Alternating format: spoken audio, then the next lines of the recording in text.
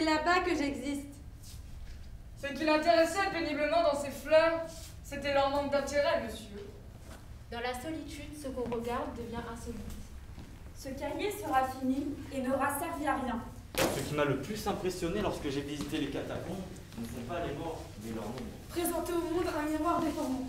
Je sens les premiers mouvements d'une déglutition de mois par mois. Non, avec toi, ce n'est pas toi qui me gêne, c'est avec. Je ne joue bien que lorsque j'ai préalablement accepté l'instant. Si je l'ai C'est là-bas que je suis sauvée. Je sens les premiers mouvements. Ce cahier sera fini, n'aura servi à rien. Je voudrais boucher les oreilles des autres, cracher dedans, hurler dedans. Ce qui m'a le plus impressionné.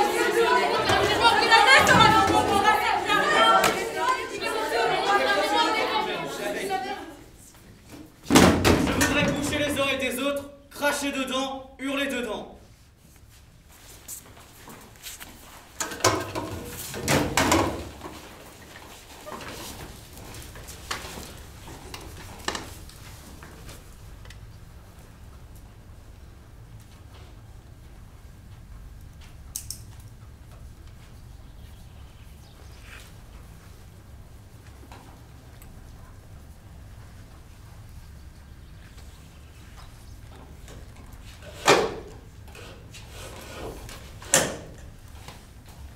Pourquoi écris-tu? Pourquoi j'écris? Oui, j'écris pour écrire. C'est-à-dire? J'écris tout ce qui me passe par la tête pour éviter d'en parler. Mais pour le coup, c'est raté.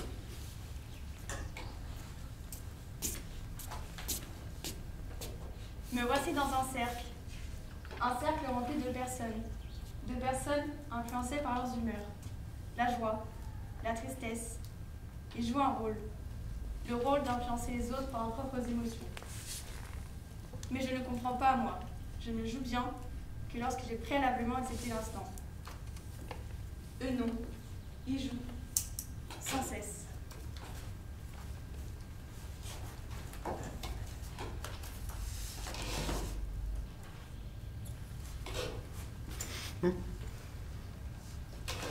Pourquoi écrivez-vous? Je veux pouvoir m'exprimer à travers des mots. Mais vous avez une bouche et des cordes vocales pour cela, non? Oui, il est vrai. Mais la façon de s'exprimer à l'oral n'est pas si belle. C'est trop rapide. Alors que les mots et écrits peuvent être agencés de façon à exprimer des sentiments complexes. Vous voulez dire que vous n'êtes pas doué pour parler? Qu'est-ce qu'être doué pour parler?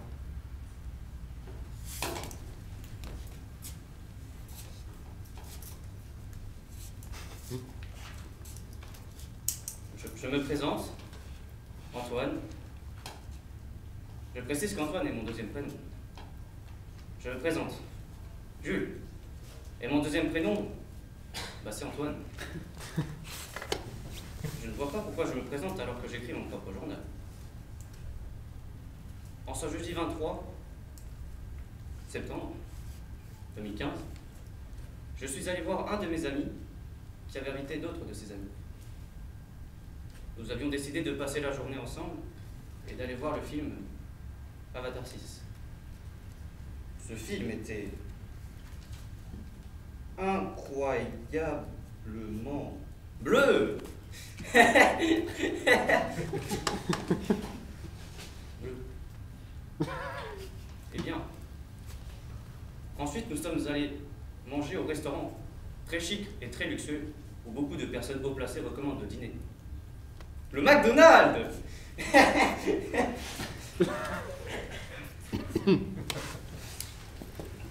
Sur cette note que ce jeudi 23 septembre. Mon cher! Mon cher! J'aimerais connaître votre raison intime d'écrire. Ma foi. Votre raison intime d'écrire. Ah, et ben, par pur plaisir d'écrire. Mais aussi pour pouvoir relire mes écrits plus tard. Comment?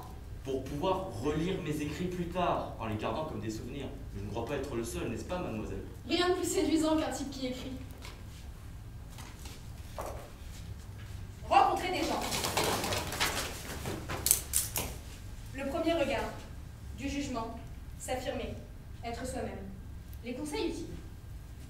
Être bien habillé mais pas trop. Éviter un stylo teint chic, supérieur. Une tenue décontractée, mais pas trop.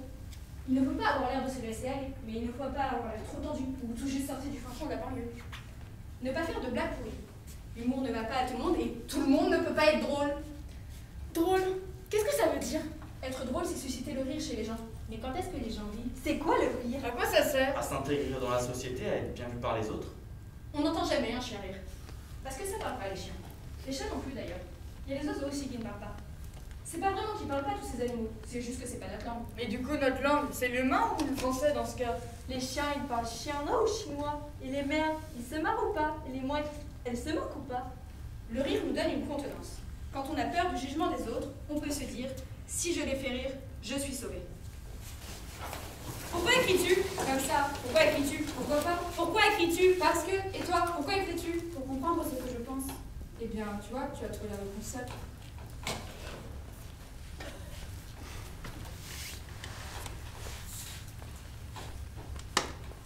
Hier, c'était mon anniversaire. J'étais sur la banquette, devant la télévision. Puis, je suis allée dans ma chambre. Puis, dans la cuisine. Et je me suis dit, le désordre s'épaissit dans ma chambre et dans la cuisine. Pourquoi tu écris, monsieur? Pour me sentir audacieux, mon enfant.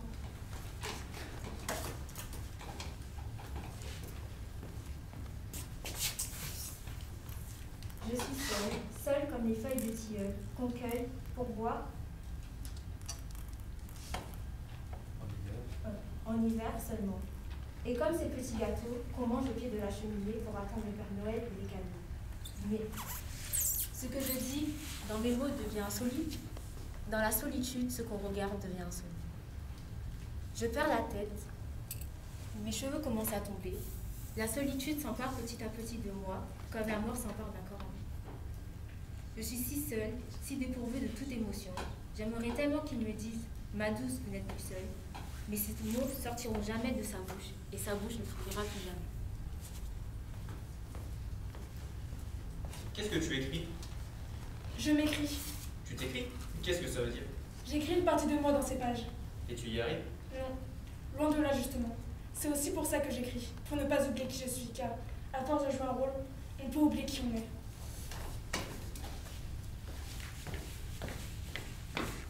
« 3 septembre 2012.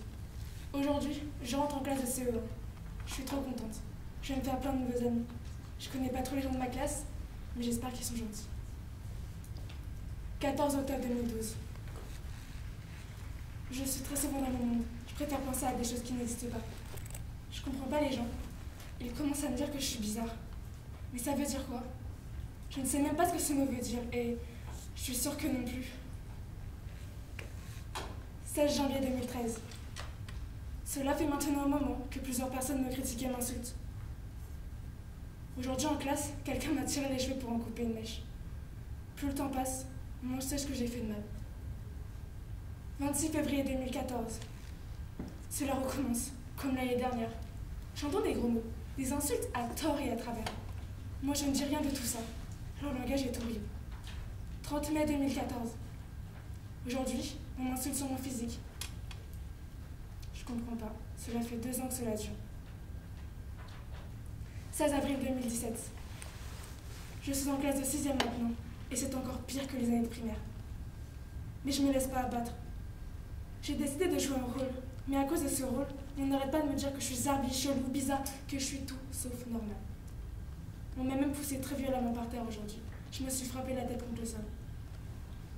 J'aimerais présenter au monde un miroir déformant pour leur montrer leur vrai visage. 12 novembre 2017. J'ai décidé de changer à nouveau de rôle. On ne m'insulte plus sur ma façon de parler. J'ai appris à me défendre. J'ai appris à dire des mots qu'avant je ne comprenais pas. Je parle comme tout le monde. Être normal. Qu'est-ce que cela veut dire? Ça n'existe pas. 17 février 2018.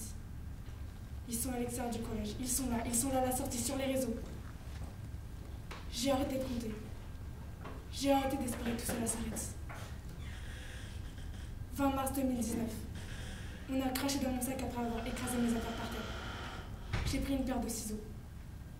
Et je me suis fait des marques sur les bras. Je ne sais toujours pas pourquoi j'ai fait ça. puisque de toute façon, cela n'a rien changé. On a vite appris ce que j'avais fait, et on s'est aussitôt moqué de moi. 13 octobre 2020. Rien. Personne. Quoi? Je ne peux pas le croire. C'est enfin terminé? Cela fait 7 ans. 7 années où j'ai dû tout supporter. Je peux enfin jouer ces rôles sans critique. Je ne peux plus être moi, car ces rôles qui ne sont pas moi sont devenus une partie de moi. Je me suis présentée au monde comme un miroir déformant. Et maintenant c'est terminé. Je l'espère pour de bon.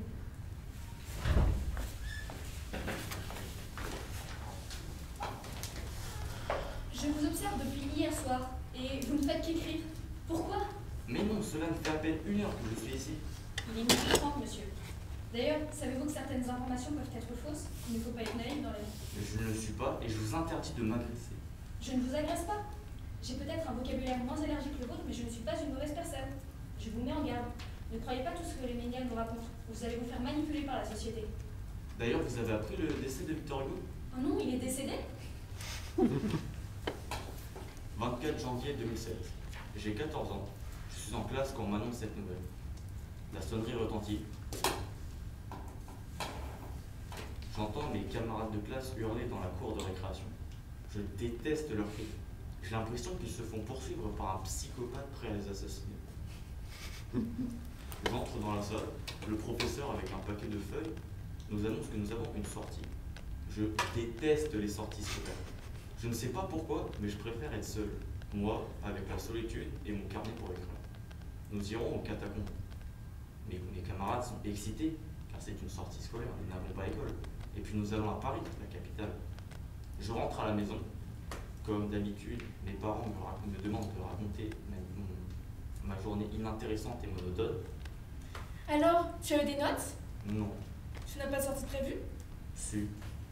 Je n'ai jamais vraiment aimé tenir une conversation. 13 mars 2007. Les catacombes. Je me dis que si j'étais né à leur époque, je serais là.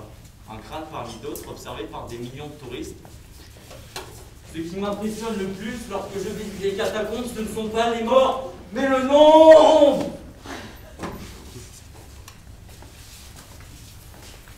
Pourquoi écrivez-vous? Ça me donne faim. Hein? Voulez-vous me laisser tranquille? Mais madame, partez, rangez vos questions et laissez-moi finir ma liste de courses.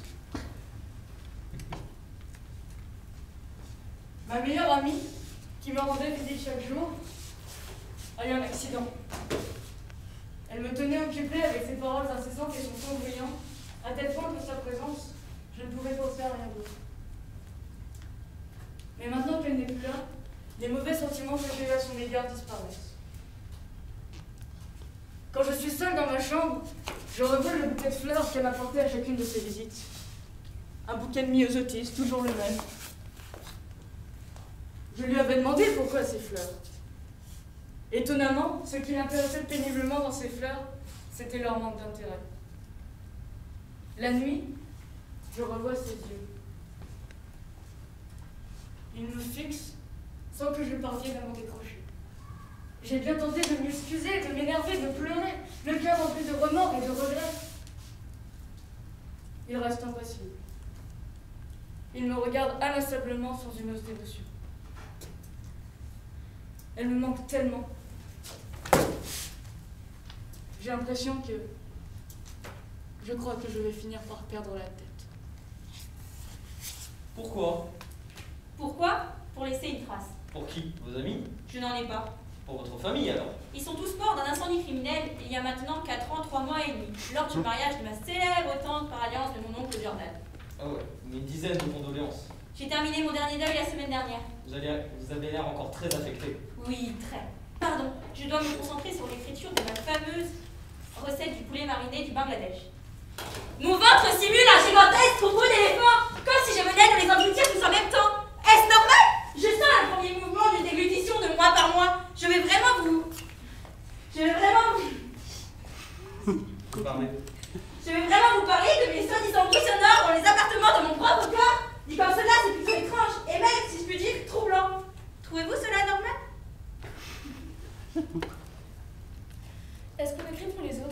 Peut-être, mais il ne faut pas y penser. Un jour, je dois aller au parc avec lui. Mais Antoine m'a aussi invité. Je dois donc choisir. Je sors toujours avec lui et jamais avec Antoine. Chloé attendra. Donc, avec Antoine, on s'assoit et on mange nos sandwichs. Quand tout d'un coup, qui vois-je arriver? Louis Furax. Il m'accoste et me dit: Non mais t'es sérieux là? Tu préfères traîner avec ce loser plutôt qu'avec moi? Je lui réponds: doucement, je voulais juste passer un peu de temps avec Antoine pour une fois. Et Louis de répondre: Bah et moi? Dans avec toi, ce n'est pas toi qui me gêne, c'est avec. À chaque fois qu'on est ensemble et qu'on va quelque part, tu choisis pour moi et tu changes d'avis tout le temps. Je suis parti avec... Je suis parti avec Antoine. Et lui ne m'a plus jamais adressé la parole.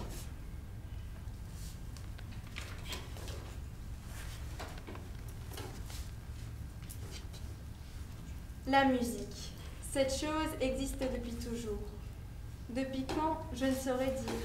Tiens, c'est une bonne question. D'où vient la musique?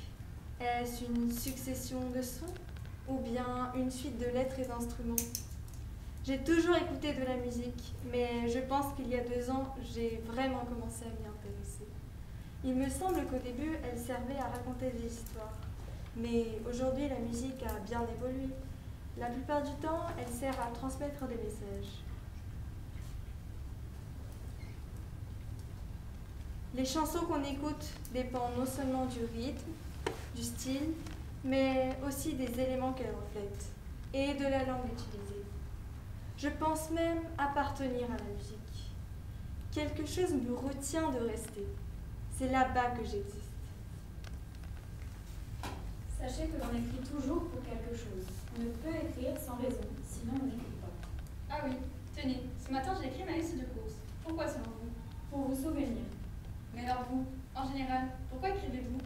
Mis à part pour me souvenir de ce que je ne dois pas oublier, j'écris pour faire rire comme pour faire pleurer. J'écris pour me faire pardonner comme pour pardonner. J'écris pour organiser comme pour tout déranger. L'écriture est la seule chose capable d'être tout cela à la fois. L'écriture est la seule chose que je connaisse qui soit capable de tout, en n'étant rien de plus que des traces, des symboles formant des tout, et tout à partir de la nuit.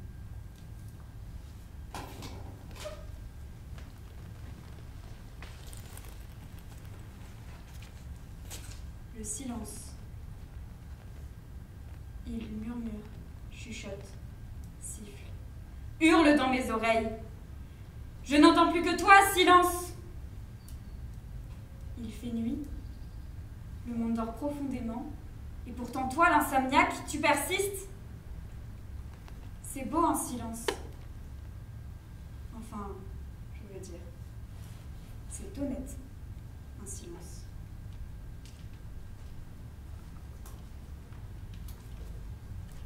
Alors ce cahier sera fini et n'aura servi à rien. Quoique, où irais-je déverser les étranges divagations de mon inconscient, si ce n'était pas ici? Alors ce cahier sera fini et ne m'aura servi qu'à me vider l'esprit d'un peu de tout. D'un peu de tout, à partir de rien.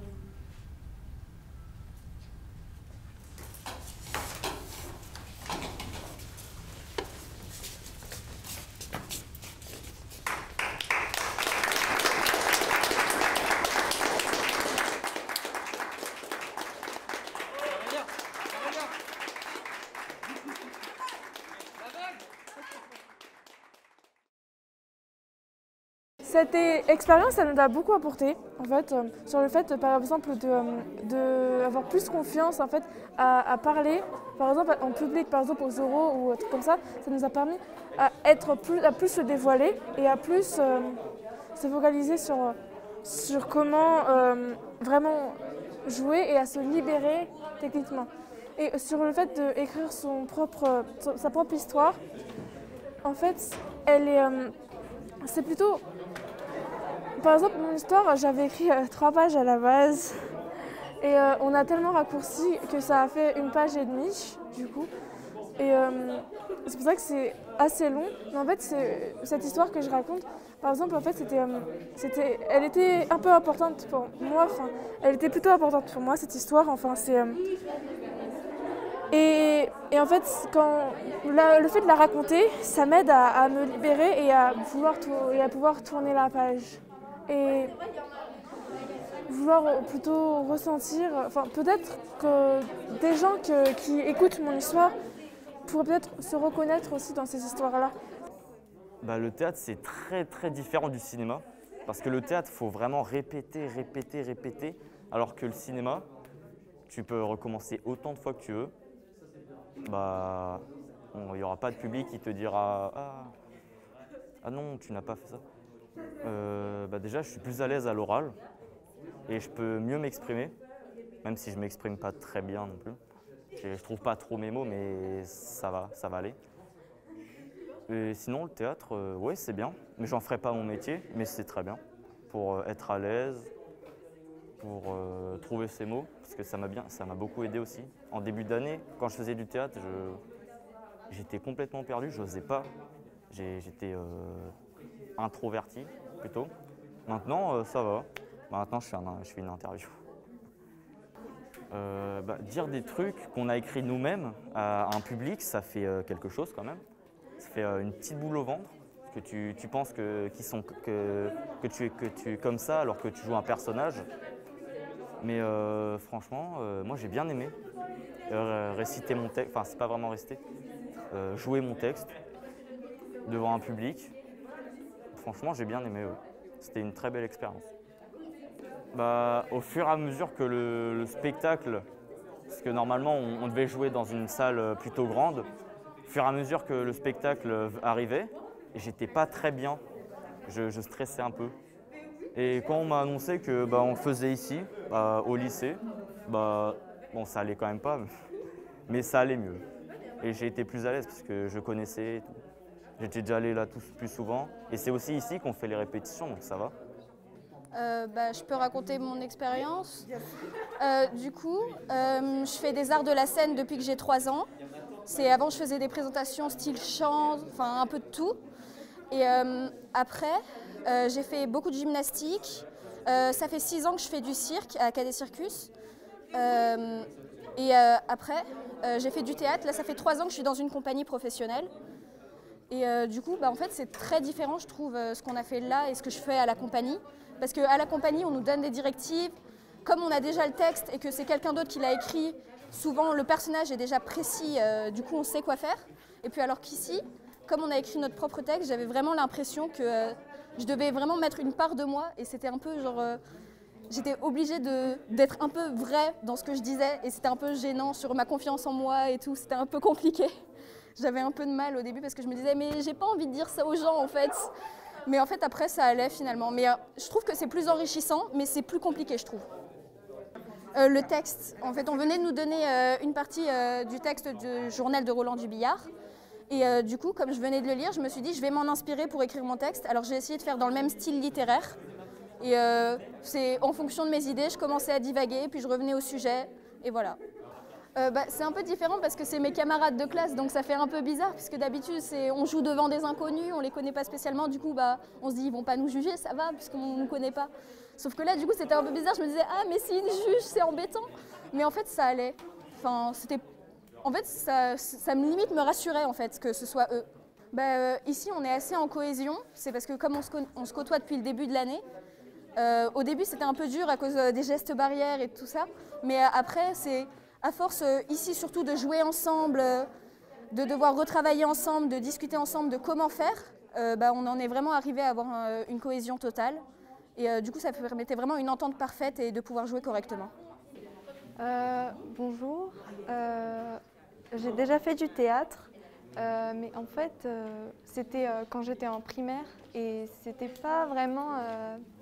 en fait, on nous avait donné des rôles et on devait juste les interpréter. On n'avait pas fait comme ici un travail d'écriture, de mise en scène. On a absolument tout fait nous-mêmes.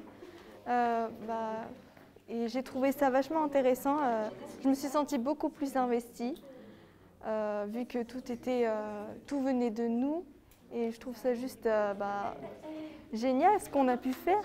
Et je ne connaissais pas du tout cet aspect personnel et vachement différent de ce qu'on peut voir dans les théâtres quand ils reproduisent du Molière ou du Shakespeare, etc.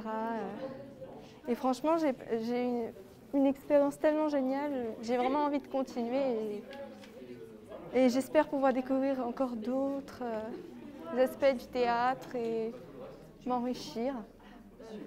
En fait, au début, je ne m'attendais pas à ce qu'on nous demande d'écrire des textes comme ça. Et puis, quand j'ai choisi ma phrase dans les carnets, je ne m'attendais pas en fait à faire tout un texte complètement approprié à moi, alors que de base, c'était pas du tout en fait ma phrase. La phrase ne venait pas de moi, et pourtant le texte, c'est moi qui l'ai écrit. Je trouve ça juste impressionnant ce qu'on a pu faire. Au tout début, quand je suis arrivée, à la fin de la répétition, j'étais un petit peu stressée. Mais quand je suis rentrée dans le personnage et qu'on était vraiment dans notre rôle, etc., je me suis sentie plus à l'aise. Et oui, je me suis sentie plus à l'aise. Et puis voilà. Ça a été une expérience assez drôle. Parce qu'on écrivait notre propre texte, donc savoir que c'est nous qui écrivons nous-mêmes notre personnage en quelque sorte, et c'était marrant puisque je cherche les arguments. C'est vrai, au début je pensais que ça allait être ennuyeux, parce que on écrivait vraiment comme ça ce qui nous sortait par la tête. Et après, quand on a mis en scène et qu'on a vu que ça avait un rendu qui était assez bien, il faut le dire, et c'est pour ça que c'était bien. Stressant, oui. Et boule de ventre au début, mais une fois qu'on est lancé et qu'on est dans le rôle, tout est bien et on s'amuse. Non, c'était pas vraiment personnel, c'était plus l'histoire de... Déjà, mon texte, je l'avais plus basé sur le comique, faire en sorte de faire quelque chose d'assez drôle et aussi installer un peu la gêne chez les gens. Ah oui, tu voulais ça? Oui. Pourquoi? Parce que c'est un sentiment qui n'est pas très apprécié de tous et je voulais les confronter à ça. Parce que j'ai eu des retours de certains de mes camarades qui m'ont dit que oui, c'était gênant et une petite touche de comique aussi, ça a pu apaiser la chose. Ma phrase c'était « je voudrais boucher les oreilles des autres, cracher dedans, hurler dedans ». Et cracher dedans et hurler dedans, je me suis dit déjà, il y a quelque chose d'assez fou dedans, dans cette phrase. Et du coup, je me suis dit pourquoi pas m'inspirer de cette chose pour en faire un texte complètement absurde.